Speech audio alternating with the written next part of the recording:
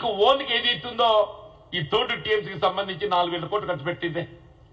Link 2 కూడా, link 2 అంచనా కూడా దాదాపు 11,000 కోట్లు. ఈ 11,000 కోట్లలో కూడా దాదాపు 7,000 కోట్ల పైన ఖర్చు పెట్టింది. ధర్మపురి నియోజకవర్గానికి సంబంధించి వెలకడూరు మండలమే కానీ, గొల్లపల్లి కానీ, పేడపల్లి కానీ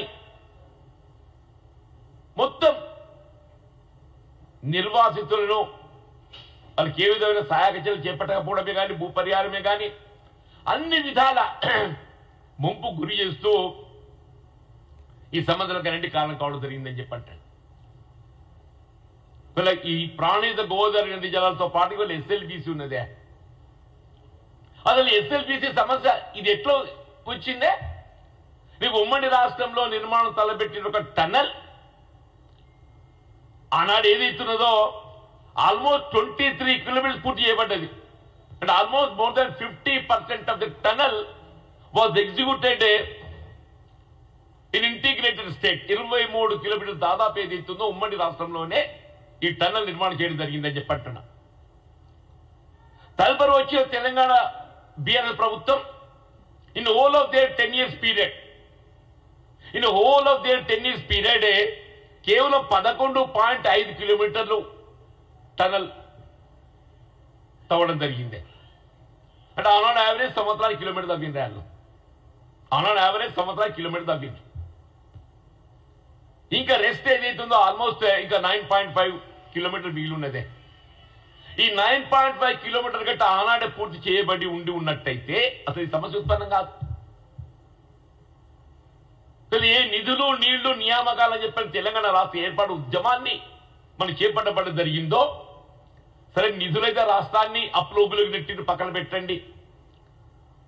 నిరుద్యోగులైతే ఏదైతుందో ఇవాళ పరిస్థితి మనం గమనించడమే చెప్పి వాళ్ళ కనీసం అదృష్టం తెలంగాణ రాష్ట్రం ఏర్పడిన తదుపరి ఈ మాత్రం 56,000 ఉద్యోగాల కల్పనతో కొంత వాళ్ళకి ఆత్మస్థైర్యాన్ని కల్పించినట్టు ఉంటుంది కాంగ్రెస్ ప్రభుత్వం.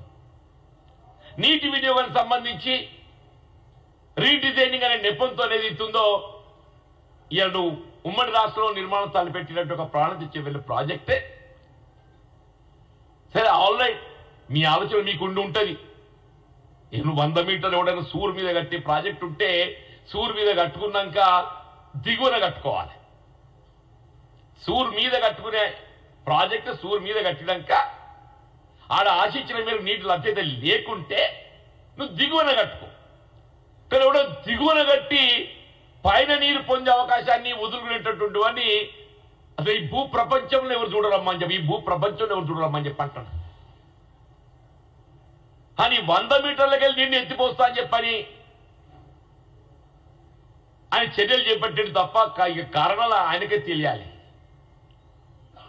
పైన even if it is at 148 meter level, originally మనకు మహారాష్ట్రలో కొద్దిగా మనం లౌక్యం ప్రదర్శించి ఉంటే ఇన్ బిట్వీన్ 150 to 148, 150 మీటర్ కన్నా మనకు అగ్రిమెంట్ కుదురుతుండే కొద్దిగా లౌక్యం ప్రదర్శిస్తే.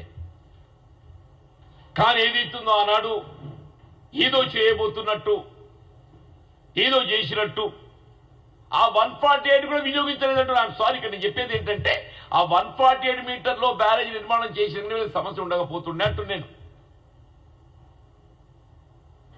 అట్లాగే రాయలసీమ లిఫ్ట్ ఇరిగేషన్ ప్రాజెక్టే అది మొత్తం ఏదైతుందో రాయలసీమ లిఫ్ట్ ఇరిగేషన్ ప్రాజెక్ట్ మొత్తం అసలు శ్రీశైలం ప్రాజెక్టే పొక్క కొట్టిండు. శ్రీశైలం ప్రాజెక్టే పొక్క కొట్టిండు, గండి కొట్టిండు అని చెప్పి అంటున్నా. 44,000 క్యూసెక్ అంటే పోతిరెడ్డిపాడు ఎక్కడికి పట్టుకుపోయినవేమో. మొత్తం జలవనరుల మీద ఏదైతే తెలంగాణ ప్రయోజనాలను, హక్కులను బలిపెట్టడం జరిగిందని చెప్పంటున్నాను. ఇవాళ అవన్నీ కూడా తిరిగి దోడి హక్కుల పరిరక్షణ కొరకు ఏదైతుందో ఇవాళ కాంగ్రెస్ ప్రభుత్వం ప్రయత్నం చేయడం జరుగుతుందని చెప్పంటున్నాను.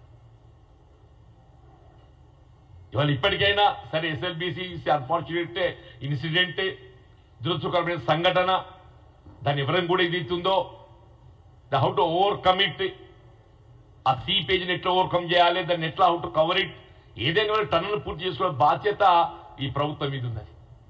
ఒకసారి ఈ టన్నులు పూర్తి అవుతే almost 30 TMC water we will get, 30 TMC water with gravity. 30 TMC water with gravity we will get. అంటే 3 లక్షల ఎకరాలు ఏదైతుందో ఏ విధమైన నీకు అదనపు ఆర్థిక భారం రికరింగ్ ఎక్స్పెండిచర్ లేకుండా సాగునీటి మయమే అవకాశం ఉంటుందని చెప్పండి. దానికి తోడు నేను గౌరవ ముఖ్యమంత్రి రేవంత్ రెడ్డి గారికి అట్లాగే ఉత్తమ్ కుమార్ రెడ్డి గారికి విజ్ఞప్తి ఏంటంటే, ఇలా గత ప్రభుత్వం ఏదైతే తుమ్మడి హట్టి నిర్లక్ష్యం చేయడం జరిగిందో